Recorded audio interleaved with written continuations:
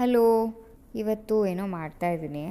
ಬಾಣಲಿಗೆ first ಬೆಣ್ಣೆ ಹಾಕಿ, ಆಮೇಲೆ ಈರುಳ್ಳಿ, ಕ್ಯಾರೆಟ್, ಬೀಟ್ರೂಟ್ ಹಾಕಿ ಮಾಗಿಸಿ, ಆಮೇಲೆ ಅದೇ ಬಾಣಲಿಗೆ ರೊಟ್ಟಿ ಇಡಿ, ಜೋಳದ ರೊಟ್ಟಿ ಅಥವಾ ಚಪಾತಿ ಇಟ್ಟು ಅದ್ರ ಮೇಲೆ ಅದು ಪಲ್ಯ ಹಾಕಿ, ಆಮೇಲೆ ಆಲಪೆನೂಸ್ ಹಾಕಿ ಚೆನ್ನಾಗಿ ಹಾಕಿ ಸಖತ್ತಾಗಿರಬೇಕು.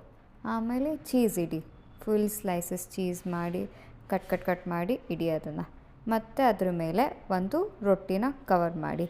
ಈಗ ನಾವು ರೊಟ್ಟಿ ಪಿಜ್ಜಾ ಮಾಡ್ತಾಯಿದ್ದೀವಿ. ಓಕೆ, ರೊಟ್ಟಿ ಕೆಳಗಡೆ ಬೆಣ್ಣೆ ಹಾಕಿರ್ರಿ, ಸೊ ದಟ್ ಸ್ವಲ್ಪ ಕ್ರಿಸ್ಪಿ ಆಗುತ್ತೆ. ಇದು ಒಂದು ಸೈಡ್ ಆದಮೇಲೆ ಫ್ಲಿಪ್ ಮಾಡಿ ಇನ್ನೊಂದು ಸೈಡ್ ಮಾಡ್ಕೊಳ್ಳಿ. ಸೊ ಇದೆಲ್ಲ ಚೀಸೆಲ್ಲ ಮೆಲ್ಟ್ ಆದಮೇಲೆ ನೀವು ಒಂದು ತಟ್ಟೆಗೆ ತಕ್ಕೊಳ್ಳಿ. ತಟ್ಟೆಗೆ ತಕ್ಕೊಂಡು ಆಮೇಲೆ ಅದನ್ನು ಕಟ್ ಮಾಡ್ಕೊಳ್ಳಿ, ಸೊ ದಟ್ ತಿನ್ನೋಕ್ಕೆ ಈಸಿ ಆಗುತ್ತೆ. ಕಟ್ ಮಾಡಿಬಿಟ್ಟು ಆಮೇಲೆ ಕಟ್ ಮಾಡಿರೋ ಪಿಜ್ಜಾನ ನೀವು ಇಂಡಿಯಾಸ್ ಗಾಟ್ ಟಾಲೆಂಟ್ ನೋಡಿಕೊಂಡು ತಿನ್ನಿ, ಅಷ್ಟೇ.